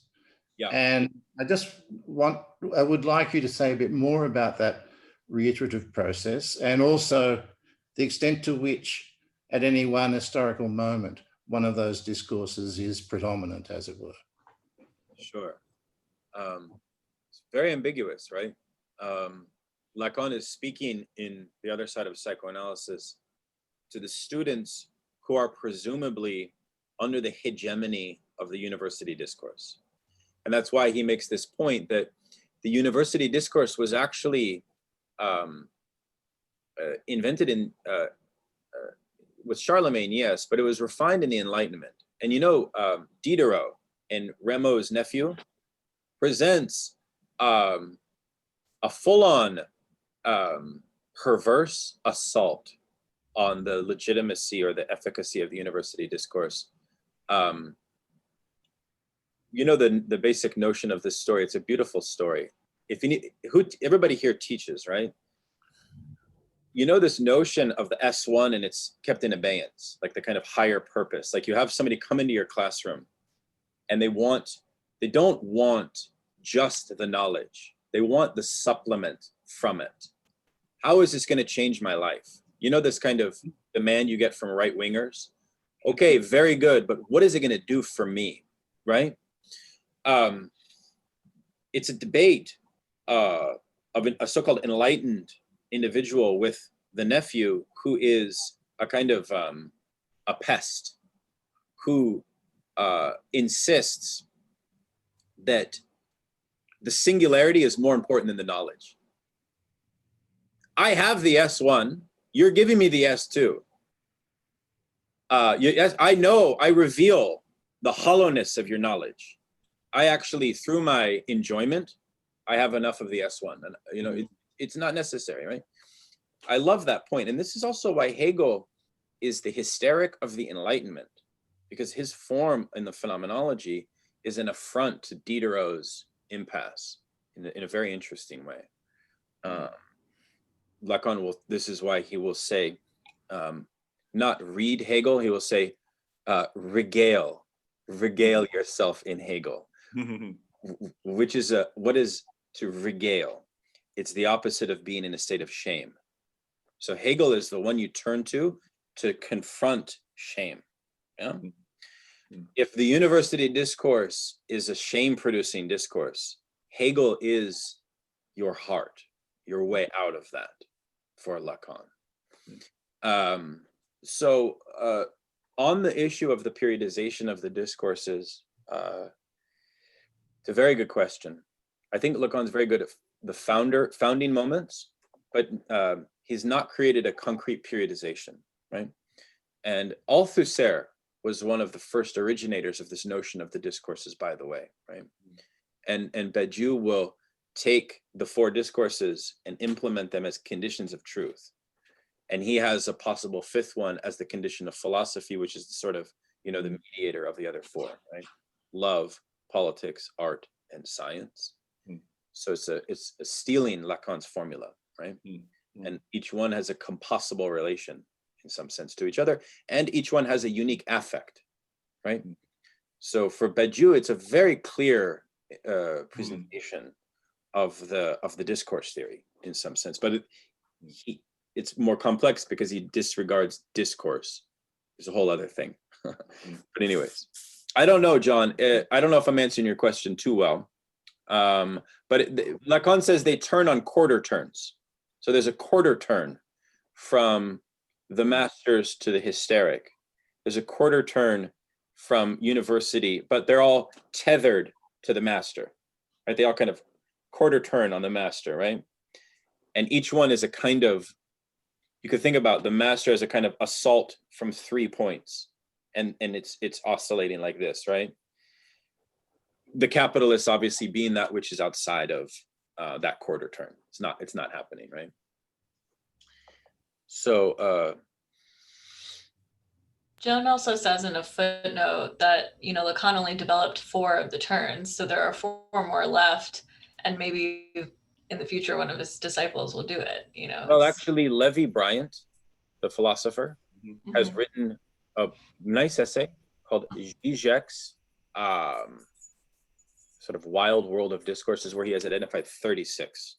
So he actually takes Ben's point that was made earlier, and he says actually what Zizek allows is thinking new, it's divisible by 4, 36, right? So it's thinking variations of possible scenarios in light of capitalism usurping the master's discourse. So if you think of Slavoy's project, and I know that many of you may have mixed feelings about Zizek, but from his most densest theoretical level, okay, it is a problem between masters and capitalist discourse. This is, like, I would say, one of his main missions is to resolve this impasse, you know? And it's a very good, I think, very good mission to do that, right? And he'll be the first to admit that he hasn't achieved it. This is why he was very interested in the opening of Less Than Nothing to refer to an untranslated text by Guy Ledru and Christian Jambet called L'Ange, the Angel, which was a very interesting mystical reading of Lacan's 4 discourses in response to 68, as a way of kind of providing a kind of Maoist, left-wing Marxist reading of the 4 discourses. Parts of that I'll post on Slack, because parts of it is actually translated, L'Ange is. Yeah. John, I don't want to talk anymore, so I hope that I answered your question okay. Yes, thank you. Thank you. I have a quick question, if you might offer a interpretation. when we look at Deleuze, he seems to really hone in on affect as being sort of a stabilizing factor eventually. I don't know if you would comment on that. Do you have a take on how this might reconcile with a Deleuzian sort of view? Yeah, well, in our group work here with antisocial affects, one of the things I wanted to propose to you all was actually to have other speakers like next year after the holidays, because there's a kind of whole split, and one of the figures who really brings this out is a disciple of Felix Guattari. His name is Maurizio Lazzarato. He's an Italian philosopher, and he provides a kind of way of re-theorizing Lacanian thought, in distinction between like the thinkers who privilege logic of signifier versus the thinkers who privilege what Guattari will call asignifying subjection, right? So the whole issue with Brian Massumi and the kind of left-wing Guattarian project is around this sort of distinction that Deleuze and Guattari will make between signifier and sign in Anti-Oedipus. There's a lot to be developed there, because affect is placed in a very different way, right? And sort of the means by which subjectivity both frees itself but is also subjected is very much reliant on affect in a very different way than the kind of, Badiou, Rancière, Zizek, Lacanian left. Okay. So there's a sort of steadfast commitment to a certain theory of language, which is, I believe that Deleuze opens up an alternative. Okay, I'll just say that. Yeah, that makes sense. Yeah. I just wanted to think about anxiety and affect and the passions you mentioned, and then thinking of Renata Soesel's new book, The Passion for Ignorance, which is obviously a big Lacanian theme, and also thinking about resentment and populism and fake news, and all of these things are sort of orbiting around one another. Thinking about, these themes. I don't have a particular question or anything, but it feels like something that could be addressed within this sort of orbit of topics. And I think just when you mentioned again that knowledge is for Lacan one of the chief passions, it feels like this epistemological type question of fake news and this sort of emphasis on that in the American elections, and the split between Fox News and other outlets, and all of this feels very predicated on perhaps a sort of anxiety around knowledge for different subjects, and the ways that they sort of I remember Adam Phillips once talked about the way that anxious subjects reach after certainty. So they always want this certainty, which they can never quite grab a hold of for themselves. And sometimes it feels like this conspiratorial fake news type approach to dealing with facts has that aspect of sort of grasping certainty and something like that. So anyway, it's not super coherent what I'm saying, but it just sort of bubbled up at the end of this discussion, I think. Yes, thank you, Ben. That's very helpful. I mean, I think the larger thesis of the diminishment of the field of the other is certainly a nice way to understand the proliferation of conspiracy theories, right? Because there's a sort of a lack of instantiation of lack within the field of a kind of civil speech, right? So there's a Raul Mancoya, a San Francisco-based Lacanian, will make a lot of nice distinctions around how civil society must be constituted around this necessary self-negation process, which is why he's a critique of identity politics, and why I think actually why a lot of Lacanians have sometimes vulgar critiques of identity politics. I feel that like a lot of Lacanians kind of discard it with not fully understanding its history and its trajectory and like aspects of it which are emancipatory, right? And I think that Sarah Ahmed's work on complaint really points in that direction, right? That like you can have a subjectivity of a pure complaint, which is not necessarily addressed in a kind of signifying clarity, right? But still retains a kind of emancipatory dimension, right? And I think we saw this with Black Lives Matter in some sense, right? Which is that we may not have produced some kind of policy effectuation, but there's a kind of libidinal shift, subjective shift, which we all sort of felt, you know what I mean? And still is kind of pregnant, you know, it's a pregnant moment, I feel, on the left, you know? It's kind of a moment where we lack a lot, but we also have a kind of momentum at a different level, I feel like. I don't know if others agree with that. I'm kind of interested in sort of the Nietzschean influence there of what he talked about with resentment and how that was sort of the foundation of religion. And it seems like, according to him, that would have been sort of the creation of some of these discourses as well, because you had the discourse then certainly of the master. And what resentment created then would have been the discourse of the slave in some way, and religion as well. So you do have this upswell of sort of like, I think of it like a pendulum, where it goes one way and then it goes the other way, and then I don't know. So yeah, I mean, Nietzsche's problem with Socrates was that he thought that Socrates was creating a new race.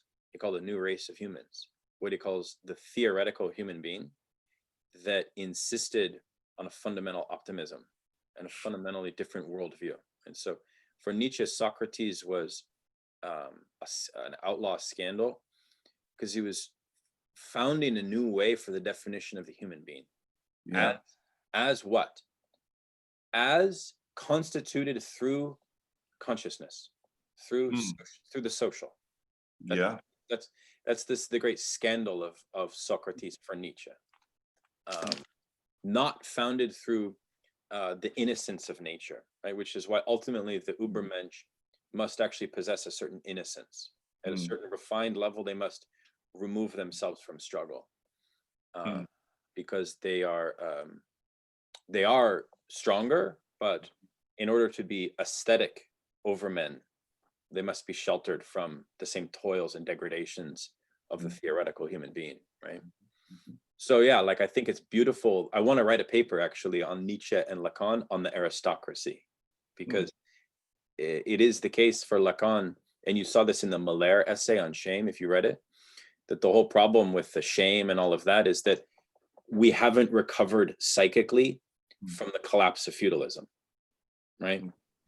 The placement of the social order was, like I said before, paradoxically contingent for the individual under those conditions. So Lacan kind of recognizes that as a dark truth. And obviously so does Nietzsche, but Nietzsche will take a political, militant, reactionary approach to create something completely different, right? Interesting. Yeah. Well, I want to close and just thank you all, and I hope you have a wonderful Thanksgiving. And I'm really excited for Samo's talk, and I hope you all can make it on December 3rd.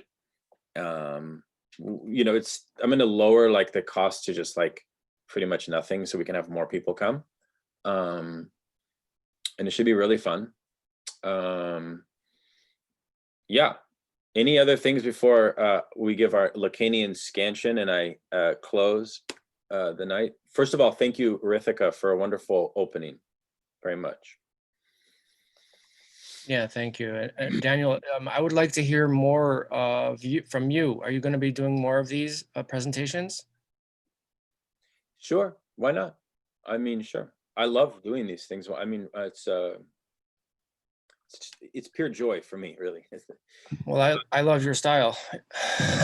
Yeah. No, it's really, really nice to have this kind of comradely. There's no credentials we are seeking here. We're just seeking the love of the game, you know? It's a beautiful effort. So I wish you all the best. And thank you all very, very much. Oh, just one thing. I'm not Yes. on the Slack thing. I don't even know what that is. So apparently you guys send out texts over there, and Yeah. I would like to have access. Before we close, I'm going to send you an invite right now. Have you ever done it before? No. Slack? Okay. Is that like an app? Sorry. Yeah. Dysfunctional. What's your email? Just say your email out loud, please. I'll write it down here just to make it easier. Okay. Okay, very good. But what I want to do is more of these kind of on this theme of antisocial affects, because I know a lot of scholars that are doing great stuff on this. So I think we could invite a kind of series of presentations in the future. So everybody have a good Thanksgiving. I'm going to invite you now. All the best. Thank you. Okay, thank you, Daniel. Thank you.